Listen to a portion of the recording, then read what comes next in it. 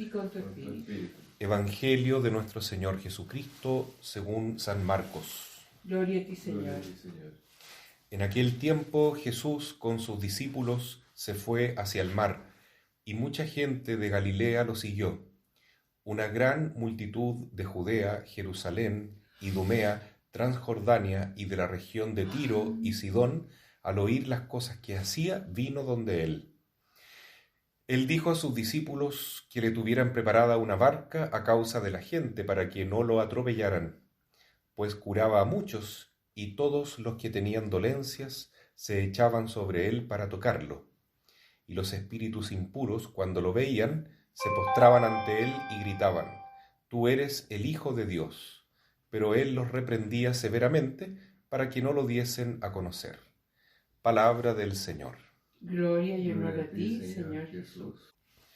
Hoy el Evangelio de Marcos nos muestra cómo Jesús sigue sus correrías apostólicas en la Galilea, recorriendo el lago y visitando distintos pueblos, haciendo mucho apostolado y haciéndose tan famoso que mucha gente lo va a buscar, gente de distintas partes, hasta el punto que Jesús tiene que pedirle a sus discípulos que lo coloquen en una barca retirado de la orilla para que no lo atropellen, para que no lo aplasten, porque es tanta la gente que está interesada en recibir una sanación física de Jesús, que, como dice el Evangelio de hoy, vienen de muchos, muchos lugares.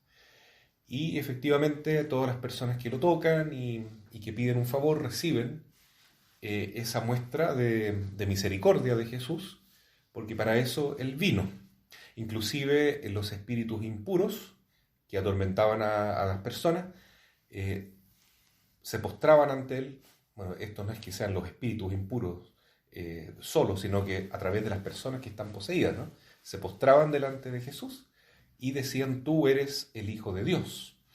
Y Jesús les decía que se quedaran callados, no le interesa el testimonio de esos espíritus impuros. Pero bueno, lo que hoy día se puede sacar en conclusión de este Evangelio es que la obra de Jesús es muy potente y las personas realmente lo buscan porque quieren la sanación física. Ahora la pregunta es: ¿cuántos buscan una sanación o salvación espiritual? ¿No es cierto? La mayor parte de las veces nosotros estamos preocupados de nuestra vida en este mundo y no estamos tan preocupados de cómo se está formando o cómo se está preparando nuestra vida eterna. Y la vida eterna no es algo que se vive después de la muerte, sino que se vive ahora. Porque la vida eterna en el fondo es la gracia de Dios. Es el Espíritu Santo que viene a las personas que toman una decisión muy importante en su vida. ¿Y cuál es esa decisión? ¿Hacer todo para la gloria de Dios o hacer todo para la gloria del hombre? ¿Ya? En el caso de Jesús, claramente Él vino al mundo, sabemos, para salvarnos de nuestros pecados. Pero hay una razón más importante todavía por la cual Jesucristo vino al mundo, ¿ya? Y tuvo que soportar tantas humillaciones y tantas cruces, ¿no? Tantas pruebas.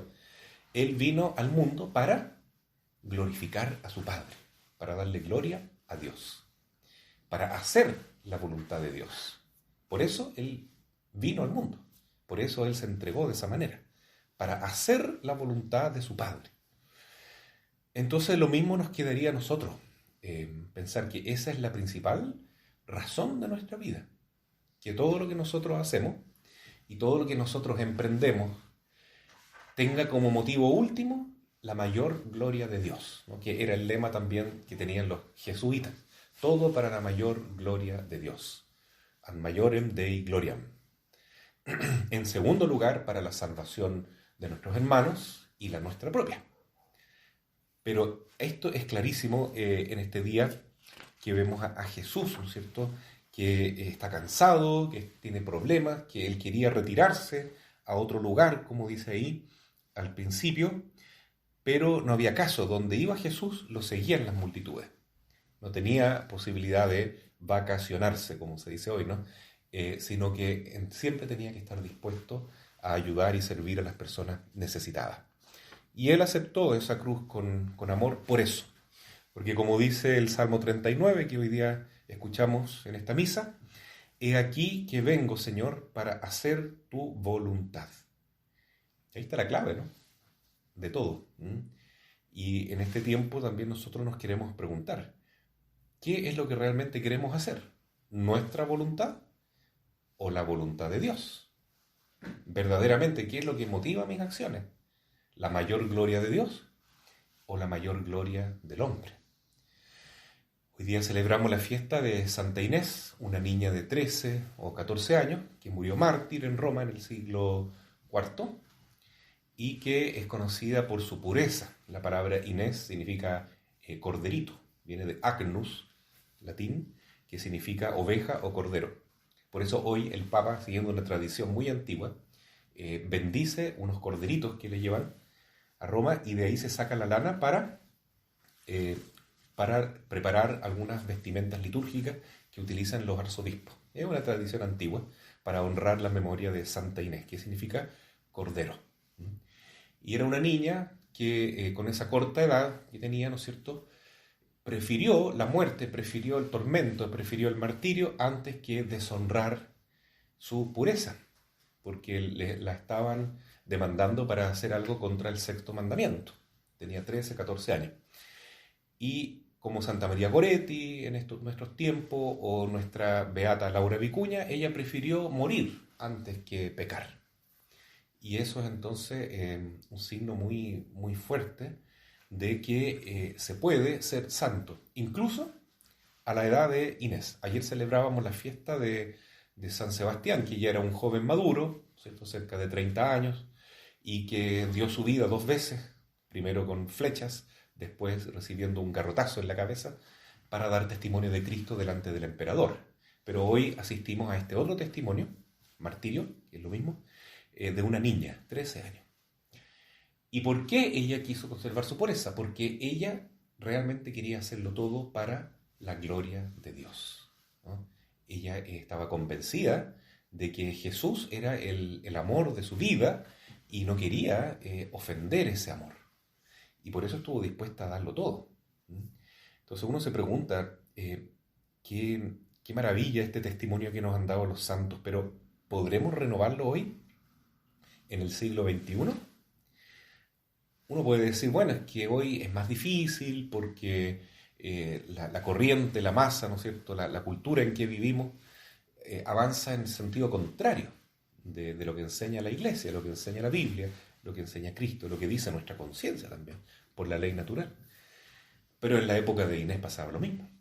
Muchos cristianos estaban decayendo, ¿no es cierto?, en la fe y se estaban entregando a las costumbres paganas de los romanos porque no querían perder la vida.